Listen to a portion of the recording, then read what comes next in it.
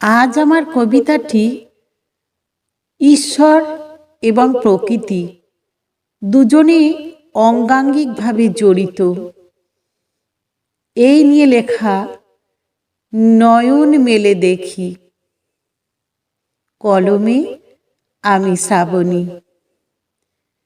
নয়ন মেলে উঠে দেখি, পূবে সূর্য ওঠে। প্রতিটি দিন একই নিয়মে কেমন করি ঘটে। ধর্মগ্রন্থের প্রতিটি পাতায় নয়ন মেলে দেখি, ঈশ্বর রূপে অলক্ষেতে প্রভুর মুখোমুখি। নীল সাদা মেঘ মাথার উপর শূন্যে বেড়ায় উড়ে। কোন নিয়মে বর্ষাকালে জল ভরা মেঘ ঘোরে। ঐশ্বরিক শক্তির বিকাশ নয়ন মেলে দেখি, ক্ষুদ্র থেকে অতি ক্ষুদ্র কণায় মাখামাখি।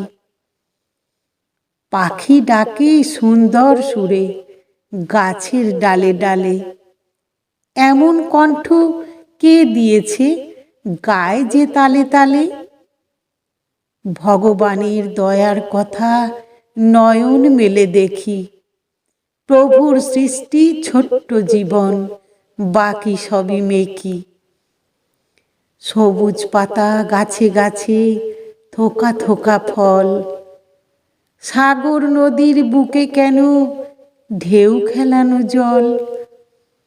করুণা সিন্ধুর করুণা ধারায় নয়ন মেলে থাকি, সৃষ্টিকর্তার অস্তিত্বকে অবাক নয়নে দেখি। আপন ছন্দে জন্ম হয় শিশুর মায়ের কোলে। মাতৃদুগ্ধ মায়ের বুকে কে দিয়েছে ঢেলে। জীবন মরণ প্রভুর দয়ায় নয়ন মেলে দেখি, প্রণাম জানাই ওই চরণে আমৃত্যটাই ফাঁকি। প্রকৃতির এই রূপের বাহার, অপূর্ব এই সৃষ্টি। দেখার জন্য কোথায় পেলাম দুই নয়নের দৃষ্টি। আদি ব্রহ্মার সৃষ্টি ইন্দ্রিয়ে নয়ন মেলে দেখি, যুগপুরুষোত্তম প্রভুর কাছে নতমস্তক রাখি। নমস্কার। আমার এই কবিতাটি প্রাকৃতিক নিয়মে ঈশ্বরের দয়ায় প্রতিটি দিন একই নিয়মে চলছে, তাই নিয়েই লেখা।